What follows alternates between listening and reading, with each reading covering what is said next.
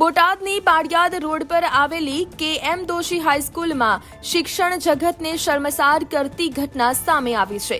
શાળાના આચાર્ય દિનેશ પરસોત્તમભાઈ ભુવાએ ધોરણ 10ની સગીર વિદ્યાર્થીનીને ઓફિસમાં બોલાવી શારીરિક અડપલા કરી છેડતી કરી હોવાની આઘાતજનક ફરિયાદ નોંધાઈ છે।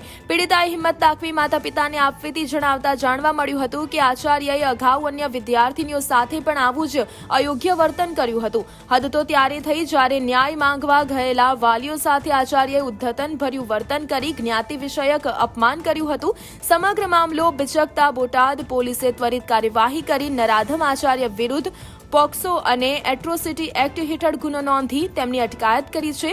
વિદ્યાના ધામમાં બનેલી આ કલંકિત ઘટનાને પગલે સમગ્ર જિલ્લામાં ભારે રોષ જોવા મળી રહ્યો છે અને વાલીઓ આ નરાધમ સામે કડકમાં કડક સજાની માંગણી કરી રહ્યા છે।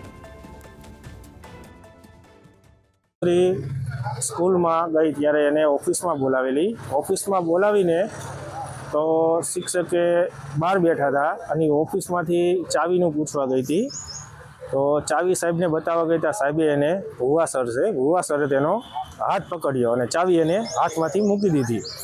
પછી તેને ઘરે આવીને મને આ વાત ન કરી, કારણ કે એને ડર હતો કે ભુવા સર મને આમાં નપાસ કરશે 10મા ધોરણમાં, કે મને માનસિક ટોર્ચર આપશે, એટલે એના બી કે એ રોજ ગભરાઈને રહેતી હતી અને રડતી હતી। એટલે હું એને અવારનવાર પૂછતો, બેટા શું થયું તને?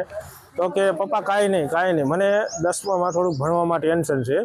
પણ આજે સ્કૂલે મને બીજી છોકરીએ મને વાત કરી કે આવું સ્કૂલમાં થાય છે, એટલે અમે સ્કૂલમાં ગયા અને કાલનો જ આ બનાવ હતો।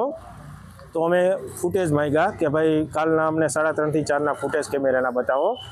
તો એને એમ કીધું કે આમાં જોઈ લો તમે તમારી હાથે, અને કે આમાં કાંઈ એવું છે નહીં, કે અને શું લેવા તમે આવ્યા? અને અમને પહેલાં મને ઘણી ધમકી આપી સાહેબે કે તમે શું લેવા અંદર આવ્યા, મને શું થયું એ મને જાણ કરો।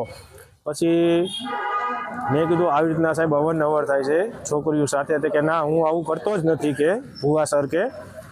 અને પછી 15 છોકરીઓ, એટલે મેં 181માં ફોન કર્યો મહિલા હેલ્પલાઇનમાં, અને ત્યાં મહિલા પોલીસ આવી, લેડીઝ અને બધી છોકરીઓને બોલાવી 10મા ધોરણ, 11મા ધોરણ, 12મા ધોરણ બધાની પૂછપરછ કરતાં 15 થી 20 છોકરીએ એમ કીધું કે આ ભુવા સરે અમને અવારનવાર અમારો હાથ પકડે અને આવી રીતના આમ ઘણું ગેરવર્તન અમારી હારે કરે છે, પણ અમે નથી કહી શકતા, જેથી કરીને અમને બીક છે કે અમને નપાસ કરશે, અમને વાલીઓને ખબર પડશે તો અમને આવી રીતના આમ સંસારમાં અથવા અમે કોઈ મોઢું દેખાડવા લાયક નહીં રહેવી।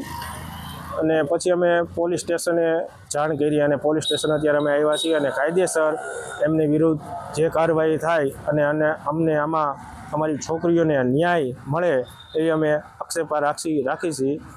જય હિન્દ, જય ભારત।